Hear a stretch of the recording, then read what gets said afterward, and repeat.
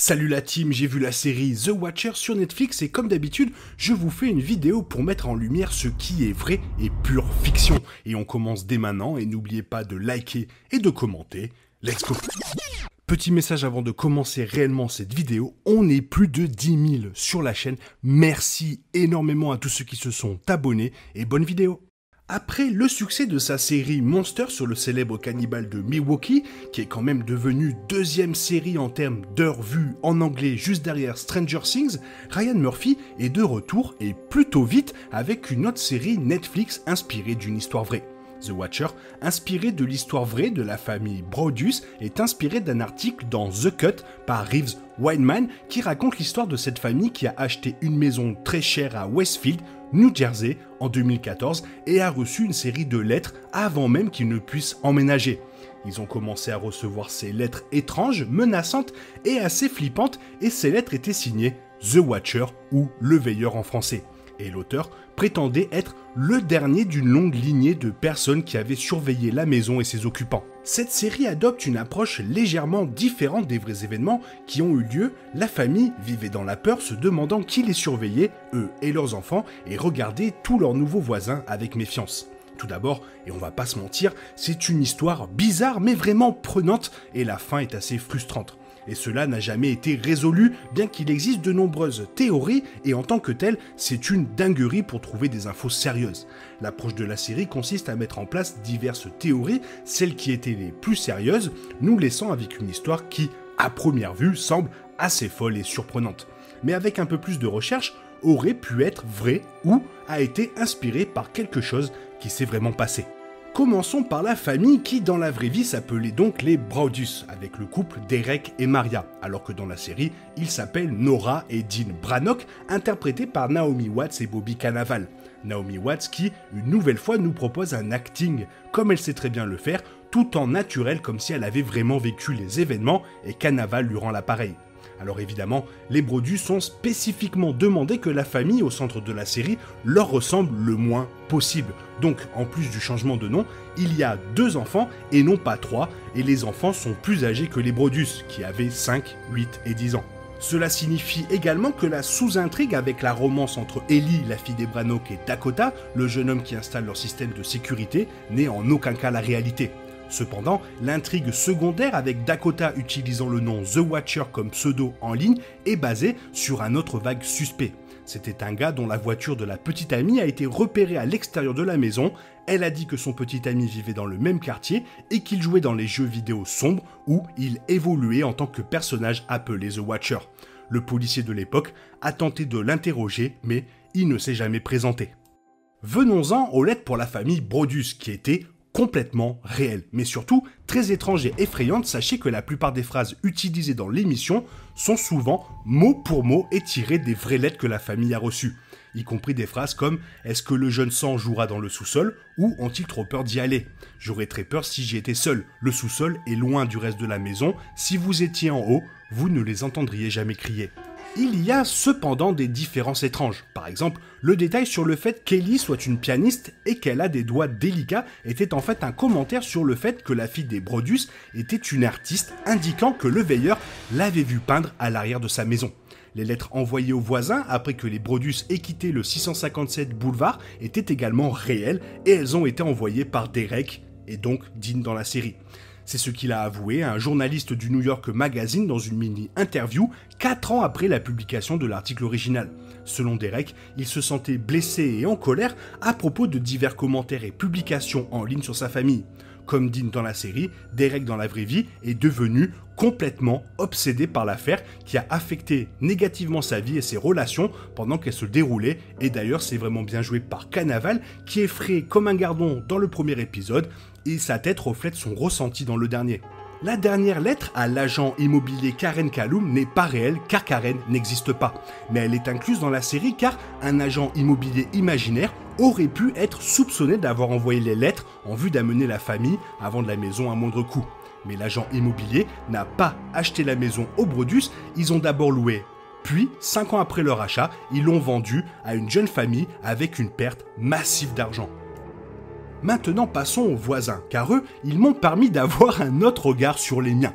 La famille Brodus avait des voisins un peu étranges qui étaient considérés comme des suspects à un moment ou à un autre. Pearl de Mia Farrow et Jasper de Terry Canny sont probablement une adaptation libre de la famille Langford qui vivait près du 657 boulevard et ils y étaient depuis les années 60, un détail référencé dans l'une des lettres. La matriarche, Peggy Langford, avait 90 ans et vivait avec plusieurs de ses enfants adultes dont Michael et Abby, tous deux dans la soixantaine. Michael était apparemment un personnage assez étrange, décrit comme énigmatique, qui regardait parfois aux fenêtres des gens, mais la famille Langford a été exclue des enquêtes policières. Mitch et Mo, ceux qui viennent chercher la salade sur le terrain des Braddock, et moi perso, je pisse sur ces salades tous les jours vu comment elles me parlent, eux sont susceptibles de représenter un couple étrange identifié par le peintre en bâtiment des Brodus qui s'asseyait sur des chaises de jardin étrangement près de la propriété des Brodus et faisait face au 657 boulevard plutôt qu'à leur propre maison. Il n'y a aucune suggestion qu'ils étaient dans un culte qui sacrifiait des bébés, bien que ce genre de spéculation sauvage ait probablement été inspiré par certaines des théories qui sont apparues en ligne après que l'histoire ait éclaté et soit devenue virale. John Graff, qui dira plus tard son nom, William Webster, est basé sur une personne réelle, mais pas sur quelqu'un qui a eu une interaction avec la famille Brodus. Il est pensé sur un homme du nom de John List, qui a en fait assassiné sa mère, sa femme et ses 3 enfants, dont sa fille de 16 ans, Pat, chez eux à Westfield. Il s'est ensuite enfui et a disparu, prenant une nouvelle identité et se remariant jusqu'à qu'il soit attrapé près de 18 ans plus tard. Mais il n'aurait pas pu être The Watcher puisqu'il a été arrêté en 1989 et est décédé en 2008. Parlons maintenant du professeur et de l'Ode à une maison. Et tout ça, c'est complètement réel. Le vrai professeur s'appelait Robert Kapleau, c'est Robert Kaplan dans la série, joué par Michael Nouri. Kapleau était enseignant et il a en effet écrit des lettres à une maison de Westfield, comme dans la série. Mais c'était des lettres d'amour pour la maison, pas des menaces. Et ce n'était pas le 657 boulevard, mais un autre bâtiment. Fait amusant, Kapleau a également écrit le livre « Moi et Orson Welles » sur lequel le film de Richard Linklater est basé. Inutile de dire qu'il n'a pas menacé l'enfant des Brodus avec une arme à feu. Alors, qui étaient les anciens propriétaires? Dans la série, Samantha et Ted Forrest sont référencés comme les personnes qui ont vendu la maison aux Brannock. Ils ne sont pas dans l'émission en personne, mais ils sont des remplaçants pour la famille Woods qui vivait dans la maison avant les Brodus.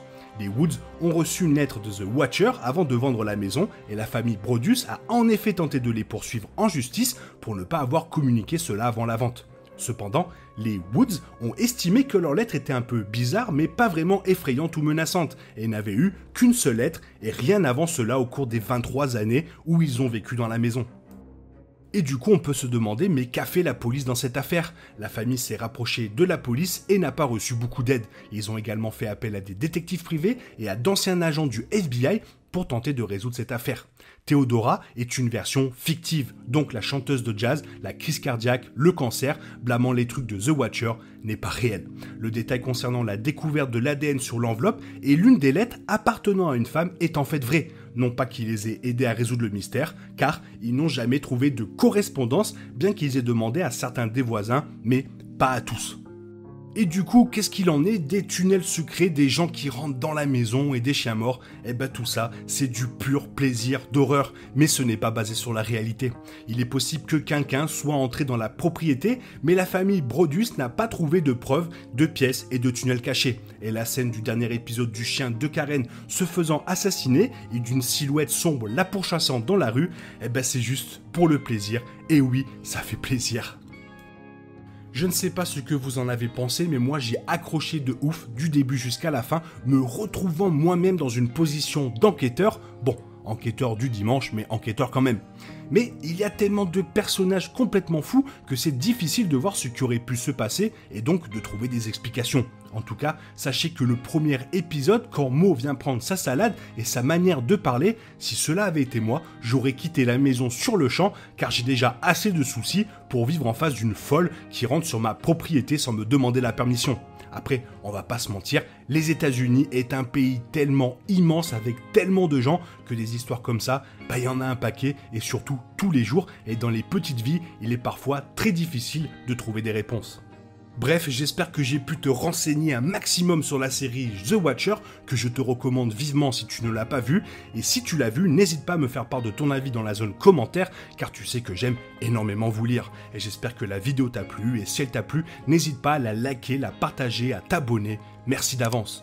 Je te souhaite une bonne matinée, après-midi, peut-être une bonne soirée ou un bon week-end, bisous bisous, hasta la vista. Je te vois, je te regarde, attention.